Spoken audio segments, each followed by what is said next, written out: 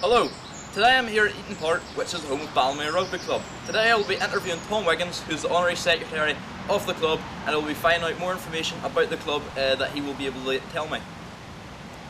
Tom, just give me a little about yourself and what role you have in the club. I currently have 3 roles within the rugby club. At the minute, the one which I most enjoy, I should say, probably is coach of the under-18s. We have a really good youth setup here, and the under-18s are the pinnacle of our youth section, and I really love going out on Wednesday and Saturday and coaching the boys. Another role which I perform, which I must say I do enjoy as well, is my community rugby role, where I go out and coach around schools in Ballymena. That's primary schools and post-primary schools, particularly schools who don't have a natural involvement with rugby, and try and let everyone see, the enjoyment of rugby, and we extend that to girls as well. So there's boys and girls getting to experience rugby. The other role which I have is this year I'm Honorary Secretary, which in simple terms is really like a post box. I get all the emails and letters coming in, and then I send it to the appropriate people within the club, get them back, and then forward it to whoever it needs to go to. Okay. Currently we are in Eaton Park at the moment, and of course over the years this has been such a stronghold for Ballymena rugby in general, and many teams do fear coming here. Could you tell me why that is? I think generally as a club we're a very strong club. We're strong from top to bottom, from first 15 down through the youth and into mini rugby. But I think of course our first 15 throughout the years have been very strong teams, and we're probably the most northerly outpost in the sort of top echelons of Irish club rugby, and people have a long way to travel on occasions, and when they come they get a fairly hot reception out in the pitch. So I think that's one of the reasons why we've been so successful, because we're a club who stand up for themselves, and we recruit heavily from the local community and people who buy into the club. So I think that's why we're so successful.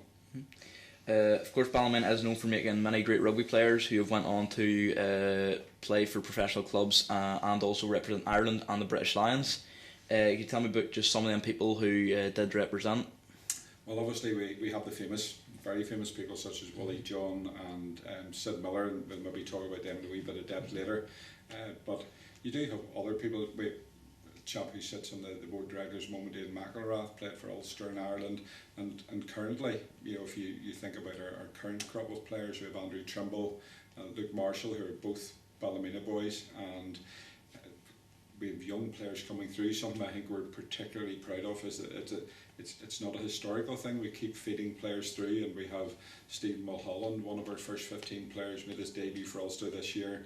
We have Andrew Warwick, who's now solidifying himself as a permanent fixture within the Ulster setup. So it's part of the ethos of this club that we try and let players play to the highest ability they wish to play to, and it's really good to see those young players coming on and making progress at all levels within the game. Of course, there is 2 very famous rugby players who did play for Ballymena and then went on to represent themselves and be a real foothold in the rugby community. Of course, them 2 people are Willie John McBride and Sid Miller. Can you tell me about the impact that they have had on Ballymena Rugby Club and rugby in general? Yes, Sid Miller, and I've said this, I've told this story to a number of people. I remember sitting at Queen's University one day. We were playing Queen's, and there was a big sort of sit-down dinner before the match, and the chap beside me kept hitting me in the shoulder and saying, "Sid Miller's just come in, Sid Miller's just come in." And I sort of went, yeah, that happens, and then it suddenly struck me that actually really should be a big deal, because Sid Miller, Sid would tell you he was one of the formative people in starting really good quality rugby at this rugby club. But of course, as an amateur, he went on to represent Ulster, he went on to represent Ireland and then the British Lions. But not only did he play for the British Lions, he captained them, he was the coach, he became a manager of the British Lions, and then he went on to become the chairman of World Rugby. And in that role as chairman of World Rugby, he organised the World Cup in France. He stood on the pitch and gave the trophy to the President of France, who handed it to the captain of South Africa, the winning captain. There's very, very few rugby clubs in the world can say they have someone like that who comes out to their games on a Saturday and who has achieved that level. And indeed, one evening in the club he was presented with the Légion d'honneur, the highest accolade in France by the French ambassador. as you rightly say, we then have Willie John McBride, again, Ballymena player, Ulster, Ireland and the Lions, and probably the most famous Lions captain, because it was 99 call.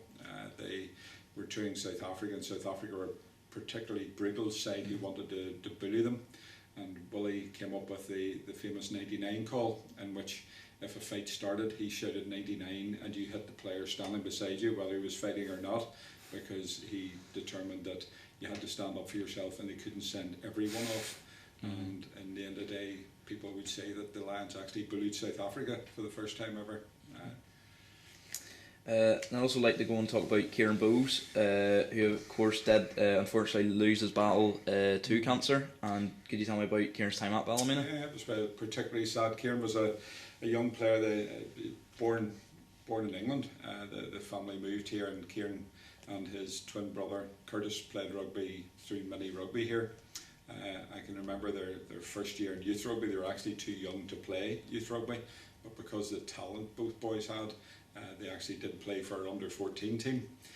They then moved to Cambridge House, and I was coach here of the under-17 team when they left Cambridge House after 5 years and came back. And I have to say I was particularly glad, because you knew exactly what you were getting from the two boys, and we had some great years, under-17, under-19, and both Curtis and Kieran played exceptionally well. It was just horrendous what ended up happening. I can remember going and seeing Kieran in the hospital, and he was unrecognisable from the boy who took to the pitch. Although at that stage we still thought he would win the battle, but as you know, he lost his battle. As a club, it hit us hard. We tried to do our best with family. Kieran was taken out the gate, as is the last time he left Eaton Park, and we put on a function for the family, but it's still very raw and hit the club hard. And finally, Tom, I'd like to talk about the impact that youth rugby has in Ballymena. For me, I think youth rugby, when I came here at first, youth rugby in Ballymena was probably centred around one or two schools, and it wasn't reflective of the whole community. Our community development programme they put in place, we now have boys from every school within the borough. St Pat's, St Louis, Dunclug, Slimish, Cullibaccy, and even children from the special school coming out to play for the Ballymena Bears. And I think that impact in the community, where people are now coming together and joining more as people from different communities getting together, and then you see them walking about the town, you see these young lads chatting to each other in the town. I think it's fantastic. I think that will augur well for the community in general. Youth rugby within the rugby club is the bedrock, because we want to get as many of those young lads as possible moving into senior rugby at whatever level, whether they want to play first 15 or fifth 15. We want to get them through, or whether they don't want to play, whether they'd like to become the secretary or the chairman or the director of grounds, keep them in the club, because if you've come up through the youth ranks and come up through the mini ranks, you're going to be bought into the philosophy of the club, and that's the sort of people that we're looking for. Okay, thank you very much, Tom, for the interview. Thank you for that.